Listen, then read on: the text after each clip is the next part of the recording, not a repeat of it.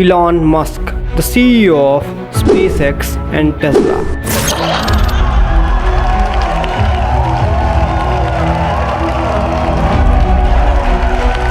Bill Gates, the founder of Microsoft. Well, just a quick comment. We had a good conversation about innovation, how it can help in health. Adani, the founder of Adani Groups.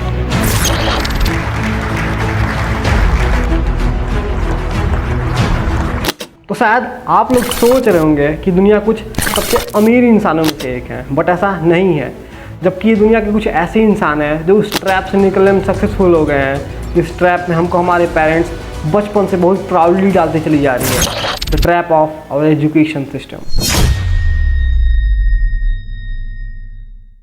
तो start करते हैं एक बहुत ही interesting कहानी के साथ।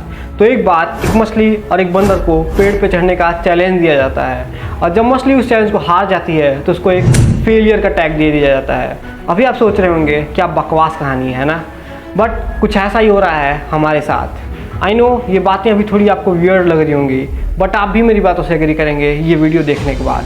So let's start.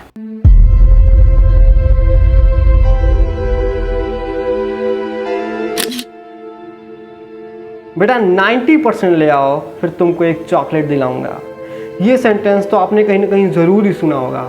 अब ये सेंटेंस सुनते ही एक बच्चा तो 90% इसीलिए लाएगा ना क्योंकि उसको एक चॉकलेट खानी है।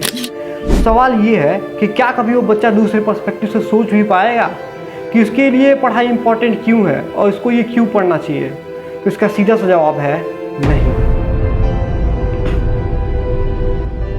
और इसमें पेरेंट्स की भी कोई गलती नहीं होती, क्योंकि उनको भी बचपन से यही बताया गया था और वो भी अपना काम आसान करने के लिए अब अपने बच्चों को यही बताने लग जाते हैं।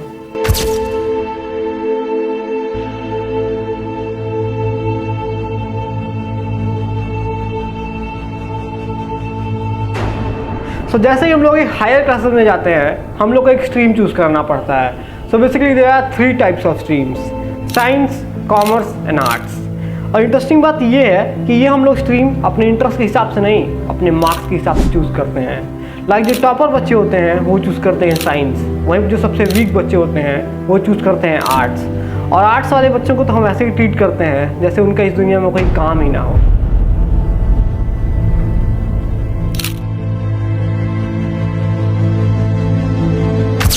और असली प्रॉब्लम यहाँ से स्टार्ट नहीं होती। प्रॉब्लम तो तब स्टार्ट होती है जब इन्हीं बच्चों को उनके पेरेंट्स तैयारी करने के लिए भेज देते हैं for the competitive exams like NEET, IIT JEE, UPSC and CAT. और ऐसे ही लाखों बच्चे इन पेपर्स को देते हैं और सिलेक्शन होता है कुछ गिने चुने 1000 बच्चों का।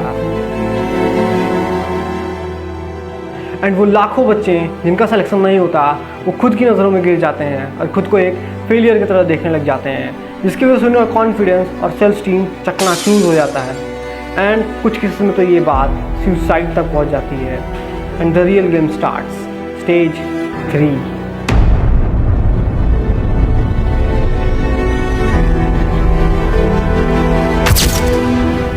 सो अब टाइम आता है कॉलेज जाने का। आपको तो बच्चे वाली कहानी याद ही होगी जो मैंने आपको वीडियो के स्टार्टिंग में सुनाई थी। यहाँ पे भी कहानी कुछ वैसी ही है, बट इस बार बच्चा थोड़ा बड़ा हो गया है। अब उसको एक चॉकलेट की जगह एक जॉब चाहिए।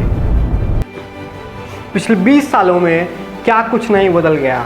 नई टेक्नोलॉजीज़ आ गई, नए कल्चर आ गए, नया फैशन आ गया, यहाँ तक कि AKI इंजीनियर भी आ चुका है। बट अगर पूछा जाए कि क्या चीज़ नहीं बदली तो वो है हमारे स्कूल्स और कॉलेजेस का सिलेबस, जो कि पिछले 20 सालों से अभी भी वही है।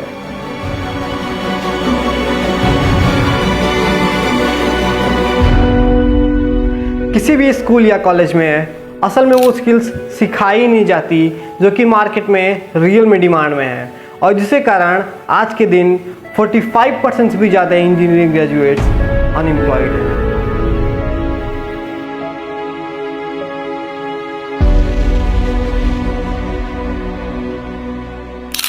जॉब ना मिलने के बाद एज बढ़ने और शादी ना होने के डर से ये लोग एक छोटी जॉब के लिए सेटल हो जाते हैं, ये सोचते हुए कि एक दिन इस जॉब को छोड़ के मैं कुछ बड़ा करूँगा, और रियलिटी में वो दिन कभी आता ही नहीं। धीरे धीरे वो इसी छोटी जॉब के पैसों से लोन पे लोन लेते चले जाते हैं और खुद को एक ऐसे ट्रैप में फंसा लेते हैं जिसके बाद जो जॉब इनको छोटी लगती थी अब वही जॉब के छिन जाने के सपने से भी ये लोग डरते हैं और ना चाहते हुए भी ये लोग डेली सुबह उठ के ऑफिस जाते हैं और धीरे धीरे बूढ़े होने के बाद इनको रियलाइजेशन होता है कि शायद मुझ में ही कोई कमी थी या मैं अनलकी था।